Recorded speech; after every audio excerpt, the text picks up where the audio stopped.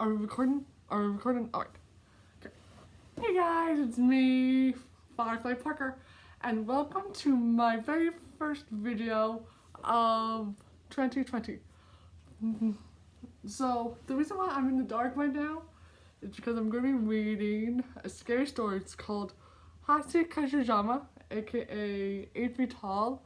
Now, this video has been highly requested to me by my evil twin, Firefly, my evil twin, Gothella, and she wants me to read it to you guys in the dark.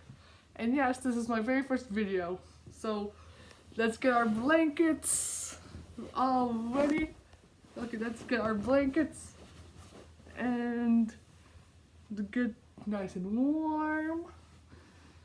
And let's dive right into 8 Feet Tall.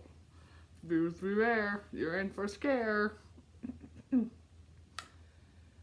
8 Feet Tall, or Hachikajujama, is a Japanese urban legend about a tall woman who abducts children. She is 8 feet tall, wears a long white dress, and makes a sound like po, po, po, po, po. My grandparents lived in Japan. Every summer, my parents would take me there on holiday to visit them. They lived in a small village, and they had a big backyard. I loved to play there during the summer. When we arrived, my grandparents always welcomed me with open arms. I was their only child. I was their only grandchild, so they spoiled me. The last time I saw them was this summer when I was 8 years old. As usual, my parents booked a flight to Japan, and we drove from the airport to my grandparents' house.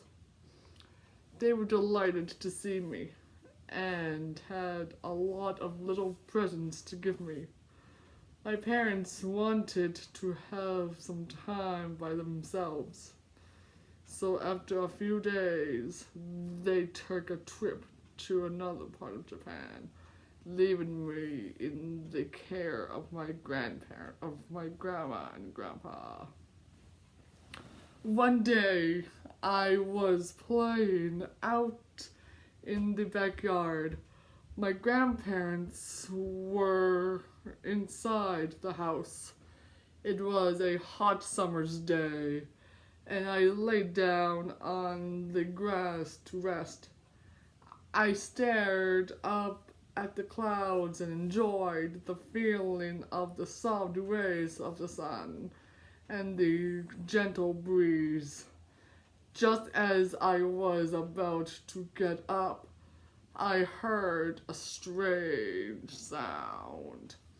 Po, po, po, po, po, po, po. I didn't know what it was, and it was hard to figure out where it was coming from. It sounded almost like somebody was making the noise themselves, as if they were just saying po, po, po, over and over in a deep, masculine voice. I was looking around, searching for the source of the noise, when I suddenly noticed something on top of the tall hedges that enclosed the backyard. It was a straw hat. It wasn't resting on the hedge, it was behind it. That's where the sound was coming from. Po, po, po, po, po, po, po. Then the hat began to move, as if someone was wearing it. The hat stopped at a small gap in the hedges, and I could see a face peering through. It was a woman, but the hedges were high, almost 8 feet tall. I was surprised at how tall the woman was. I wondered if she was wearing stilts or some sort of huge high-heeled shoes. Then, a split second later, she walked off, and the strange noise disappeared with her, fading into the distance. Bewildered, I got up and wandered back into the house. My grandparents were in the kitchen drinking tea. I sat down at the table, and after a while I told my grandparents what I had seen. They weren't really paying attention to me until I mentioned that distinctive noise or sound. Po, po, po, po, po, po, po. As soon as I said that, both of them suddenly froze.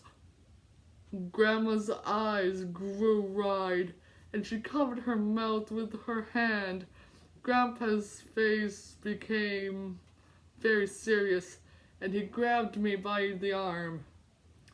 "This is important," he said in an intense voice. "You must tell us exactly. How tall was she?" "As tall as the garden hedge," I replied, beginning to get scared. My grandfather bombarded me with questions. Where was she standing? When did this happen? What did you do? Did she see you? I tried to answer all his questions as best I could. He suddenly rushed out to the hallway and made a phone call. I couldn't hear what he was saying. I looked over at my grandma, and she was trembling. Grandpa came barging back into the room and spoke to my grandmother. "I've got to go out for a while," he said. "You stay here with the child. Don't take your eyes off him for a second." "What's going on, Grandpa?" I asked. I cried. He looked at me with a sad expression in his eyes and said, "You've been liked by Hashikashizama." With that, he hurried out, got into his truck, and drove off. I turned to my grandmother and cautiously asked, "Who's Hashikashizama?" "Don't worry," she replied in a shaking voice.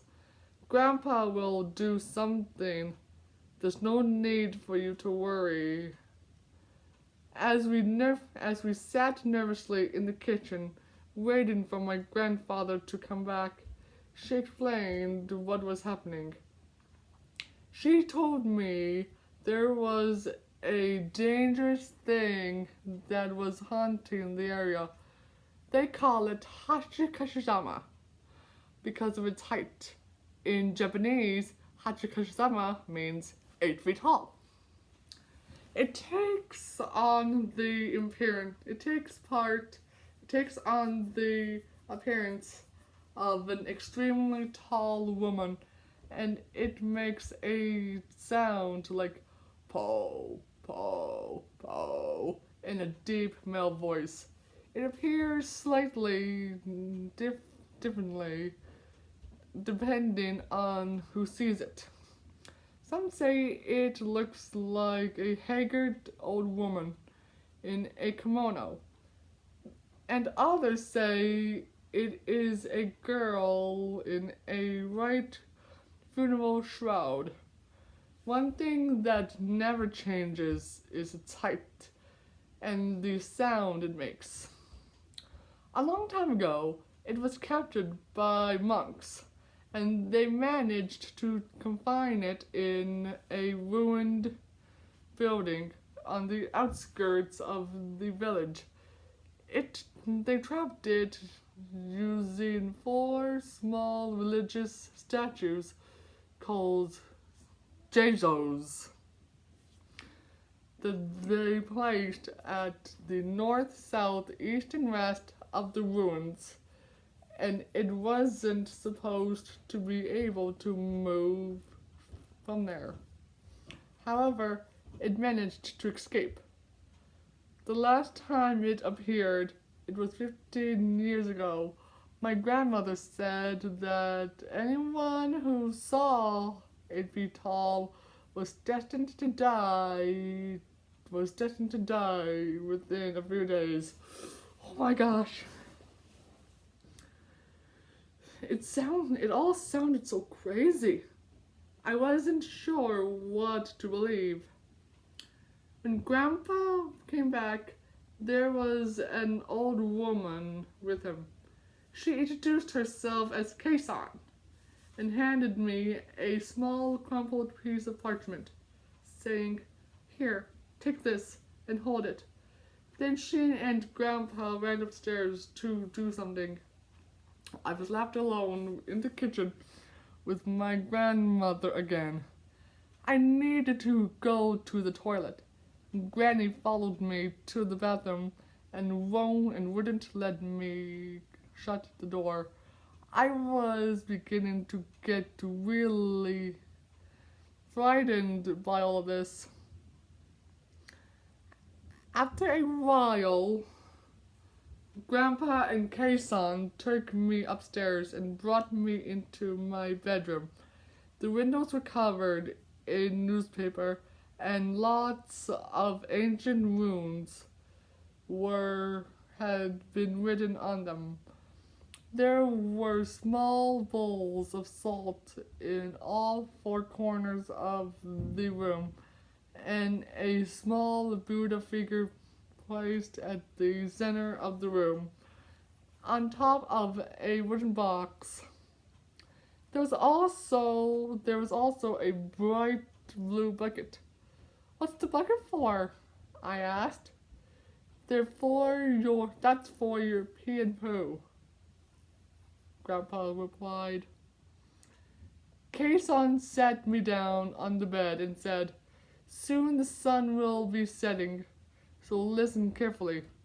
You must stay in this room until tomorrow morning. You must not come out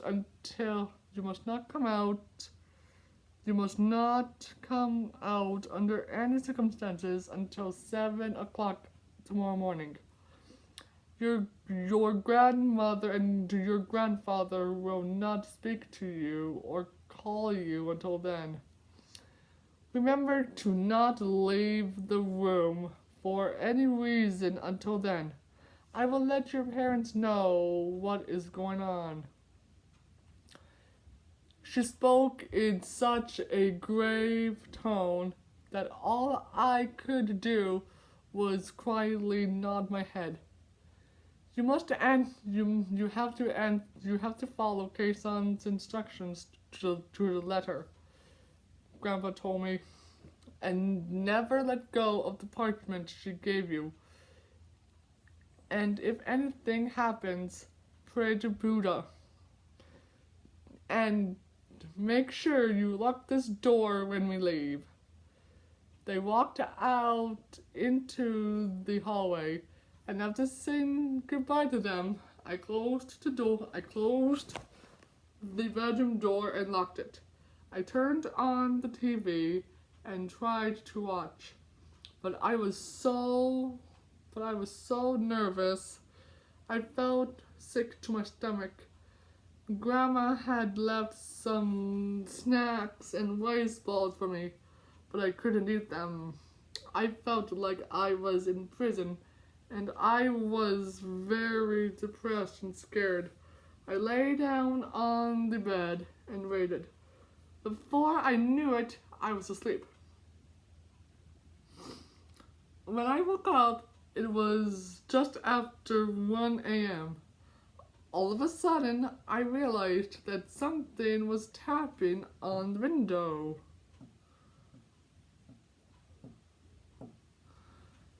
I felt the blood draining from my face, and my heart skipped a beat. I desperately tried to calm myself down, telling myself it was just the wind playing tricks or maybe the branches of a tree.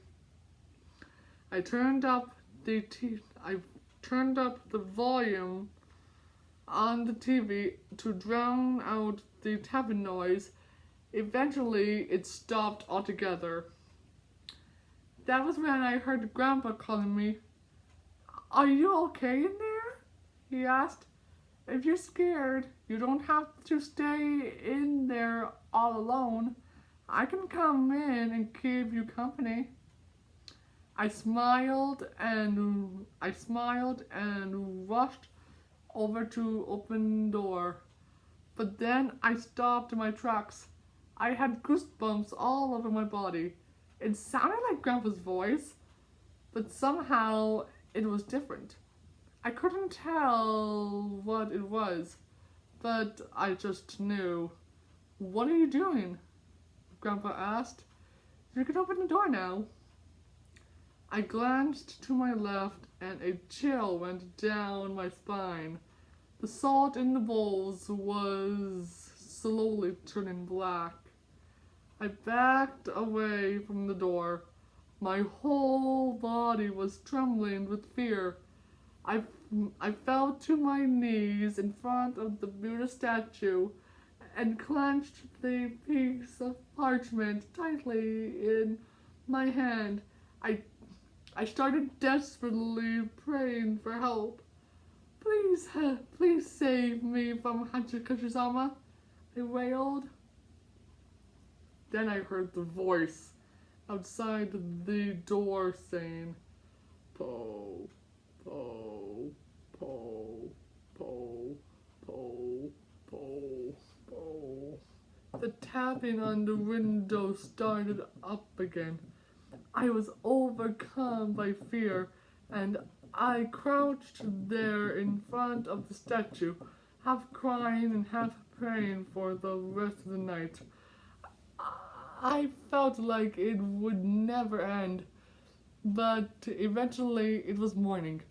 The salt in all 4 bowls was pitch black. I checked my watch. It was 7:30 a.m. I cautiously opened the door. Grandma and Kei-san were waiting outside. Grandma and Kei-san were standing outside, waiting for me. When she saw my face, Grandma burst into tears. "I'm so glad you're still alive," she said. I went downstairs and was surprised to see my father and mother sitting in the kitchen. Grandpa came in and said, "Hurry up, we've got to get going." We went to the front door and there was a large black van waiting in the driveway. Several men from the village were standing around it, pointing at me and whispering, "That's the boy." The van was a 9-seater, and they put me in the middle, surrounded by 8 men. Kei-san was in the driver's seat. The man on my left looked down at me and said, "You've got yourself in quite a spot of trouble. I know you're probably worried. Just keep your head down and your eyes shut. We can't see it, but you can. Don't open your eyes until we've got you safely out of here." Grandpa drove in front, and my dad's car was following behind. When everyone was ready, our little convoy started moving. We were going fairly slow, about 20 kilometers an hour, or maybe less. After a while, Kason said, "This is where it gets hard," and started muttering a prayer under her breath. That was when I heard the voice, "Po, po, po, po, po, po, po." I clenched the parchment Kason had given me tightly in my hand. I kept my head down. But I peeked outside. I saw a white dress fluttering in the breeze. It was moving along with the van. It was Hachiko Shizama. She was outside the window, but she was keeping pace with us. Then suddenly, she bent down and peered into the van. "No!" I gasped. The man beside me shouted, "Close your eyes." I immediately shut my eyes as hard as I could and tightened my grip on the piece of parchment. Then the tapping began. The voice became louder. "Po, po, po, po, po, po." There was tapping on the windows all around us. All of the men in the van were startled and on edge, muttering nervously to themselves. They couldn't see 8 feet tall, and they couldn't hear her voice, but they could hear her tapping on the windows. Kason started praying louder and louder until she was almost shouting. The tension inside the van was unbearable. After a while, the tapping stopped and the voice disappeared. Kason looked back at us and said, "I think we're safe now." All the men around me breathed a sigh of relief. The van pulled over to the side of the road, and the men got out. They transferred me into my dad's car. My mother held me close, and tears were running down her cheeks. Grandpa and my father bowed to the men, and they went on their way. Kason came to the window and asked me to show her the piece of parchment she had given me. When I opened my hand, I saw that it had gone completely black. "I think you will be safe now," she said. "But just to be sure, hold on to this for a while." She handed me a new piece of parchment. After that, we drove straight to the airport, and Grandpa saw us safely on the plane. When we took off, my parents breathed a sigh of relief. My father told me he had heard about Avital before. Years ago, his friend had been liked by her. The boy disappeared and was never seen again. My father said there were other people who had been liked by her and lived to tell about it. They all had to leave Japan and settle down in foreign countries. They were never able to go back to their homeland. She always chooses children as her victims. They say it's because children are dependent on their parents and family members. This makes them easier to survive when she poses as their relatives. He said the men in the van were all blood relatives of mine, and that's why they had been sitting all around me. and why my father and grandpa had been sitting in front and in back. It was all done to try and confuse Hachikajizama. It took a while to contact everyone and get them all together. So that was why I had to be confined in room all night. He told me one of the little Zeizos statues, the ones that were meant to keep her trapped, had been broken, and that was how she had escaped. It gave me chills. I was glad when we finally got back home. All of this happened more than 10 years ago. I hadn't seen my grandparents since then. I haven't been able to so much as set foot in the country. Afterwards, I would call them every few weeks and talk to them on the phone. Over the years, I tried to convince myself that it was just an urban legend, that everything had happened was just some elaborate prank. But sometimes I'm not so sure. My grandfather died 2 years ago.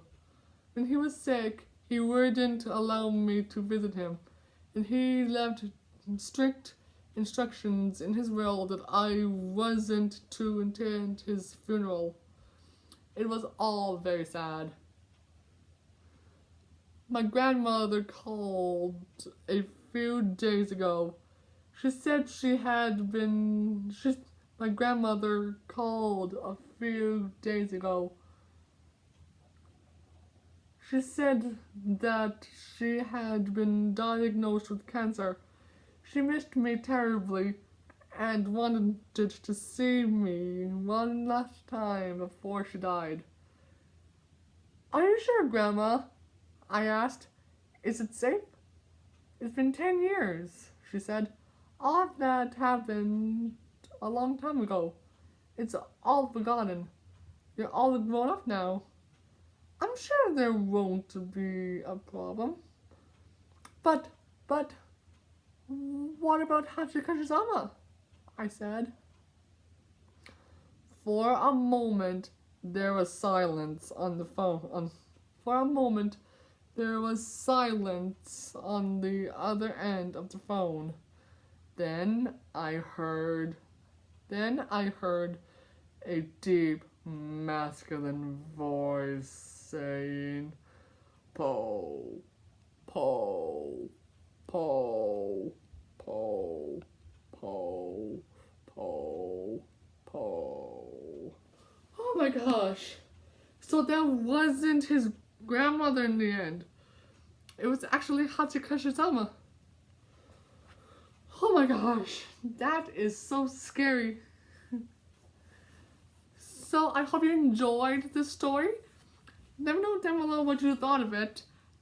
And let me know down below what you thought of my first video of 2020.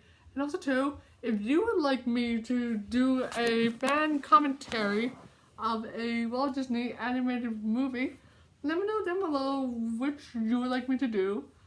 And at the end of my commentaries, the person who suggested me do a Walt Disney animated movie commentary gets to have a shout out. So thank you so much for watching. This is Firefly Parker.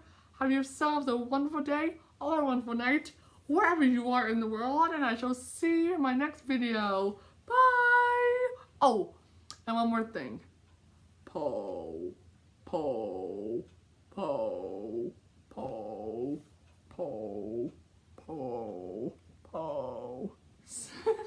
Sorry, I had to do that. I just couldn't resist. So anyways, guys, I hope you have a wonderful day or 118, wherever you are in the world, and